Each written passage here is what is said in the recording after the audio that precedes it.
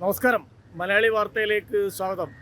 ഞാൻ നിൽക്കുന്നപ്പോൾ ഓച്ചിറ പരബ്രഹ്മ ക്ഷേത്രത്തിൻ്റെ പടനിലത്തിൻ്റെ മുന്നിലാണ്. ഇന്ന് മിഥുനം 1 എല്ലാ വർഷവും മിഥുനം 1-ാം തീയതിയും 2-ാം തീയതിയുമാണ് ഓച്ചിറ കളി നടക്കുന്നത്. രാജഭരണകാലത്ത് രാജാക്കന്മാർ തമ്മിലുള്ള ഒരു യുദ്ധത്തിനെ അനുസ്മരിക്കുന്നതാണ് ഈ നാട്ടിലെ ഓണാട്ടുകരക്കാരുടെ ഒരു ഉത്സവ ആഘോഷം തന്നെയാണ് ഈ ഓച്ചിറക്കളി എന്ന് പറയുന്നത്. ഓച്ചിറക്കളിയിൽ ഏതാണ്ട് 52 കരകളിൽ നിന്നുള്ള ഭക്തജനങ്ങളാണ് ഇതിൽ പങ്കെടുക്കുന്നത്. കളരി പഠിക്കുകയും കളരി ആശാന്മാരുടെ നേതൃത്വത്തിൽ 41 ദിവസം വ്രതമെടുത്തുകൊണ്ട് 52 കരയിലെയും ഭക്തജനങ്ങൾ ചേർന്നാണ് എല്ലാ വർഷവും ഈ ഓച്ചിറക്കളി ഇവിടെ നടക്കുന്നത്. വളരെ വൻ ജനബാഹുല്യമാണ്.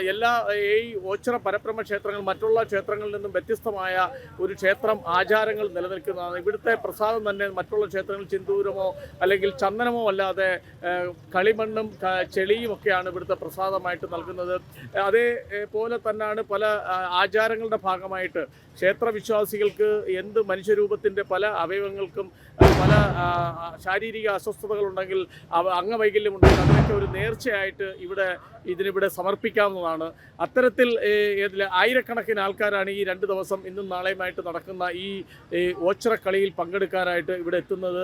ഈ ക്ഷേത്രത്തിൻ്റെ 52 കരയിലും വിളംബര ഘോഷയാത്രകൾ നടത്തി ആ ഘോഷയാത്രയിൽ പങ്കെടുത്ത് എല്ലാവരെയും അറിയിപ്പിച്ചുകൊണ്ടാണ് ഇന്ന് കാലത്തെയാണ് ഈ ഓച്ചിറക്കളി എന്ന് പറയുന്ന ഈ ഓച്ചിറ പടനിലത്ത് കൊച്ചു കുട്ടികൾ തൊട്ട് മുതിർന്നവർ വരെ ഉള്ളവർ ഓച്ചിറക്കളി അഭ്യസിച്ച് വന്നിരിക്കുന്നവർ വാഴ്ത്താളമായിട്ട് ഈ പടനിലത്താണ് ഓച്ചിറക്കളി അരങ്ങേറുന്നത്. വർഷങ്ങളായിട്ട് ഇതൊരു ആചാരമായിട്ടും ആഘോഷമായിട്ടും ഓച്ചിറ ക്ഷേത്രത്തിലെ 4 ഉത്സവങ്ങൾ, വൃശ്ചിക ഉത്സവം, ശിവരാത്രി ഉത്സവം, അതേപോലെ തന്നെ പ്രധാനപ്പെട്ട ഒരു ഉത്സവം തന്നെയാണ് 28ാം ഓണത്തിൻ്റെ ഉത്സവം.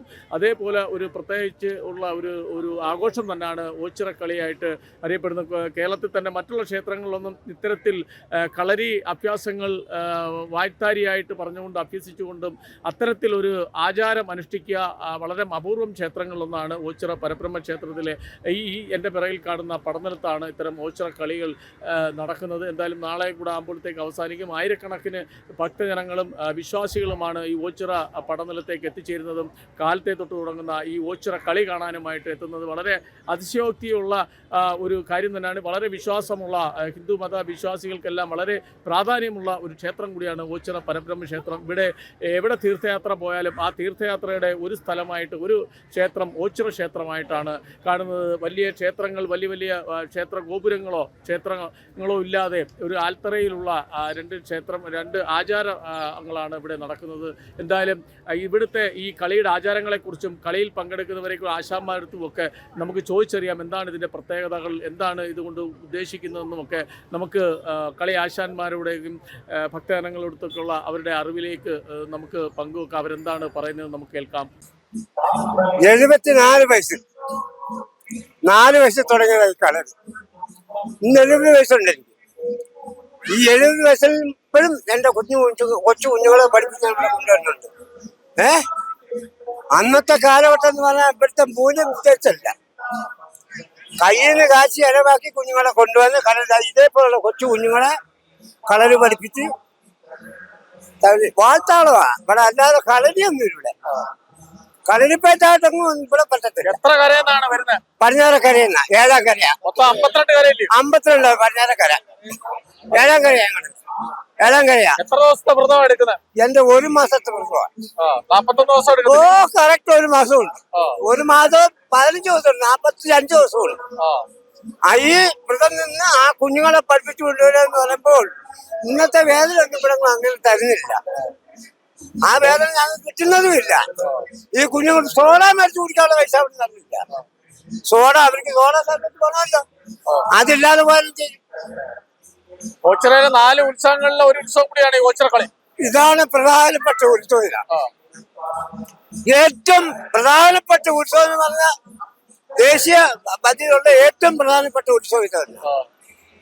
70 വയസ്സുണ്ട്. ഇപ്പൊ 70ാമത്തെ വയസ്സാ. ഈ 70 വയസ്സം കൊണ്ട് ഞാൻ 74 4 വയസ്സിൽ തുടങ്ങിയതാണ് ഈ അഭ്യാസങ്ങൾ. ഞാൻ എന്റെ തലമുറ കൊച്ചുമക്കളും മക്കളും അതിൽ പിന്നുള്ള മക്കളെ ഞാൻ പഠിപ്പിച്ച് 100-100 പിള്ളേർക്ക് മേളിൽ പഠിച്ച് അവരെല്ലാം നല്ല ഉദ്യോഗസ്ഥം ഏറ്റവുമായി. നമ്മളിന്നും നമ്മുടെ ഉദ്യോഗം ഇത് തന്നെ. എന്റെ ഉദ്യോഗം ഇന്നും ആശാനാണെന്നുള്ള ദൈവമേ, ആശാനല്ല, ഞാൻ ആരുടെ ആശാനല്ല, ദൈവത്തിന്റെ ആശാൻ. അത്രേ ഉള്ളു. ആ ആഗ്രഹത്തിൽ ഇപ്പോഴും നിൽക്കുന്നു. പിന്നെ ഇതൊന്നുകൂടെ വിപുലമാക്കി എടുക്കണം. ഇവിടിരിക്കുന്ന ഭരണസമിതി വേണം അത് തീരുമാനപ്പെടുത്താൻ. അതും ഇച്ചിരി വിഷമമുള്ള കാര്യങ്ങളാണ്. നടക്കും. പള്ളിത്തിൽ നിശ്ചയിച്ചാൽ നടക്കാത്ത കാര്യങ്ങളൊന്നുമില്ല. പള്ളിത്തിൽ നിശ്ചയിച്ചാൽ നടക്കാത്ത കാര്യങ്ങളില്ലെന്നുള്ള ഞങ്ങൾക്ക് നല്ല ഉറപ്പുണ്ട്. ഒന്നുമില്ല. 30 കോടി ദേവന്റെ പിതാവായിരിക്കുന്ന പൊന്നച്ചല ത്രിമൂർത്തിയായിരിക്കുന്നത്. സപ്തമതി. അപ്പം ഇത് 3 ചേർന്ന ആളുകളാണ്. ഭരണസമിതിയെ കൊണ്ട് ഇതെല്ലാം നടത്തിച്ചെടുക്കണം മൂപ്പിന്ന്. എന്നാലും ഞങ്ങളെന്ത് പറയാനാ? നല്ല അഭിപ്രായങ്ങൾ തന്നെ പറയണം. ഇപ്പൊ ഇരിക്കുന്ന ഭരണസമിതി ഒന്നുകൂടെ വിപുലമായ രീതിയിൽ അവര് പരിശ്രമിച്ച് നോക്കിയാൽ ഒന്നുകൂടെ ഇതായിട്ട് നല്ല രീതിയിൽ അവർക്ക് മുന്നോട്ട് പോകാം എന്നേ ഞങ്ങൾ പറയത്തുള്ളൂ. എന്താണെന്നറിയാം, ഞങ്ങള് കളരിയാശന്മാരോ ആരെങ്കിലും ചെല്ലുന്ന ഇത് ഒന്നുകൂടെ വിപുലമായ രീതിയിൽ അവർക്ക് കൊണ്ടുപോകാം. അതൊക്കെ ഉണ്ട്. കളിക്കാനുള്ള സ്വാതന്ത്ര്യങ്ങളെല്ലാം ഒരിക്കലൊക്കെ ഞങ്ങൾക്ക് തന്നിട്ടുണ്ട്. പക്ഷെ അതിനൊക്കെ ഉപരിയായിട്ട് ഞങ്ങൾക്ക് എല്ലാ സംഗതികളും ഒരുക്കി. പക്ഷെ ഇവിടെ നിന്നുള്ള ആനുകൂല്യങ്ങളെല്ലാം അവർ തരും. പക്ഷെ ഇത് ടൈഫണ്ട് കിട്ടുമെന്നൊക്കെ പറയുന്നത് 70 വയസ്സായി. കളി മിഥുന 1-ാം തീയതി രാവിലെ നമ്മുടെ കളി ആശാന്മാരും കളി സംഘങ്ങളും കൂടെ ഓത്ര പരമ്പര ഇവിടെ സന്നിധാനത്ത് വന്ന് 8 കണ്ടം വലം ചുറ്റി ഘോഷയാത്രയോടുകൂടി 4 വർഷവും ഞങ്ങൾ കടന്ന് 2 കരകളായിട്ട് തിരിഞ്ഞ് പടിഞ്ഞാറേക്കരയും കിഴക്കേക്കരയായിട്ട് 2 കരകളായിട്ട് തിരിഞ്ഞ് കരക്കളി കഴിഞ്ഞ് കരപ്രമാണിമാരും വന്ന് ഹസ്തദാനം ചെയ്തപ്പോൾ ഞങ്ങൾ ഇറങ്ങി ഹസ്തദാനം കൊടുത്ത് കളി ശിഷ്യന്മാരെല്ലാം കൂടെ ഇറങ്ങി അംഗം വെട്ടുകയും ആ കളരിയിൽ നിന്നും വടക്കേക്കരയിൽ ഞങ്ങൾ ഇറങ്ങി അംഗം വെട്ടുകയും അത് കഴിഞ്ഞിട്ട് കളി ആശാന്മാരും പിന്നെ ശിഷ്യന്മാരും എല്ലാം കൂടെ കരക്ക് കയറി കുളി കഴിഞ്ഞിട്ട് ആഹാരം കഴിക്കാണ്ട് പോയിട്ട് വരുന്ന രംഗമാണ് ഇപ്പോൾ കണ്ടുകൊണ്ടിരിക്കുന്നത്. നാളെ ഇതുപോലെ പൂർവാധികം ഭംഗിയമായി 10 മണിയാകുമ്പോഴത്തേക്ക് കളിയാശന്മാരും കളി സംഘങ്ങളും ഇവിടെ എത്തിച്ചേരുകയും കരക്കളി നല്ല പൂർവാധികം ഭംഗിയായി നടക്കുകയും 12 മണിയാകുമ്പോൾ ഘോഷയാത്ര നടക്കുകയും 12 മണി കഴിയുമ്പോഴത്തേക്ക് ഘോഷയാത്ര കഴിഞ്ഞിട്ട് 2 കരകളായിട്ട് തിരിഞ്ഞ് പടിഞ്ഞാറേക്കരയും കിഴക്കേക്കരയായിട്ട് 2 കരകളായിട്ട് തിരിയുകയും കരനാഥന്മാരും പ്രമാണിമാരും കൂടെ വന്ന് ഹസ്തദാനം കൊടുക്കുമ്പോൾ പടിഞ്ഞാറേക്കരയിൽ നിന്നും കിഴക്കേക്കരയിൽ നിന്നും ആശാന്മാരും ശിഷ്യന്മാരുടെ ഇടയ്ക്ക് നടുക്കി എന്നിട്ട് ഹസ്തദാനം കൊടുത്ത് കളി നമ്മൾ തുടങ്ങിയാണ്. അപ്പോൾ ഈ കാണികളെല്ലാം നമ്മളെ ഓച്ചിറ പരബ്രഹ്മത്തിന്റെ നാമോദയത്തിൽ ഈ കളി കാണാൻ വന്നിരുന്ന ലോകത്തിലെ എല്ലാ നാനാഭാഗങ്ങളിൽ നിന്ന് വരുന്ന ഭക്തജനങ്ങൾക്ക് കാണാൻ ഒരു ആഘോഷമായിരിക്കും. ഇതാണ് നമ്മുടെ പൂർവാധികം ഭംഗിയായി എല്ലാ വർഷവും നടത്തി വരുന്ന ഒരു കളിയാണ്. ഇത് ഗംഭീരമായി അടുത്ത വർഷവും ഈ വർഷവും ഗംഭീരമായി നടന്നുകൊണ്ടിരിക്കുകയാണ്. എന്താണ് ഈ ഓച്ചിറക്കളയുടെ ഒരു ഐതിഹ്യം? നാട്ടുരാജാക്കന്മാർ തമ്മിലുള്ള വൈരുദ്ധ്യം. നാട്ടുരാജാക്കന്മാർ തമ്മിൽ കായങ്കൻ രാജാവും കിഷോറൻ രാജാവും തമ്മിലുള്ള വൈരുദ്ധ്യം. ആ വൈരുദ്ധ്യമാണ് യുദ്ധത്തിൽ അവസാനിച്ചത്. ആ യുദ്ധത്തിന് ഇവിടെ എത്തിയപ്പോൾ കായംകുളത്തുള്ള ജനങ്ങളെല്ലാം എതിരായിട്ട് നിന്ന് യുദ്ധം ചെയ്തു. അപ്പൊ അതിന്റെ ഒരു സ്മരണാർത്ഥമാണ് എല്ലാ വർഷവും ഈ ഓച്ചിറ പരബ്രഹ്മ ക്ഷേത്രത്തിൽ ഈ ഓച്ചിറ കളി നടക്കുന്നത്. അതെ. അപ്പൊ അത് കാണാനായിട്ട് എത്തിയാണോ? അതെ. എല്ലാ വർഷവും വരാറുണ്ടോ? ഇല്ല, പൊക്കുമ്പോഴൊക്കെ വരും. ഇന്നിപ്പോ നാളെ പോവോ? ഇന്നോ പോത്തോളൂ?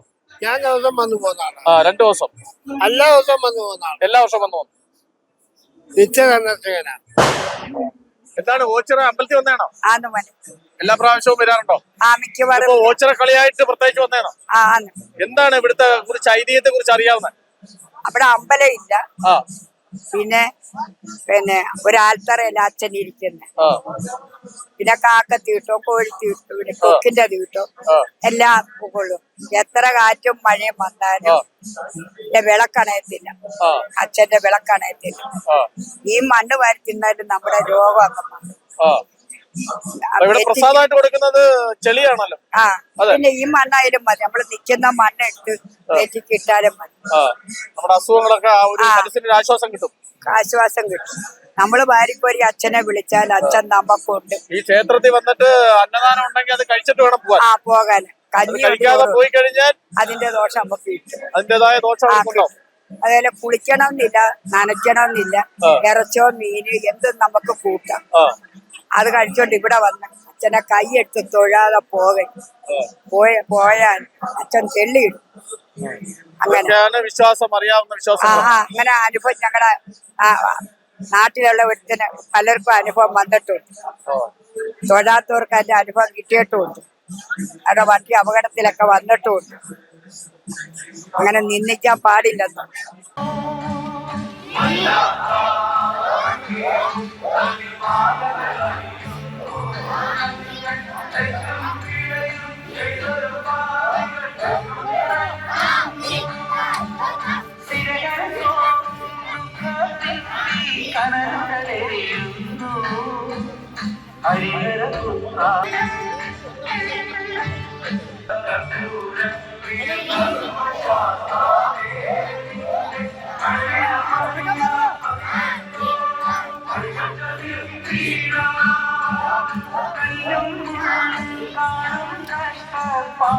കരിമലയും പള്ളി കെട്ടുമെടുത്തുകൊണ്ട് പാവങ്ങൾ താണ്ടി സ്വാമി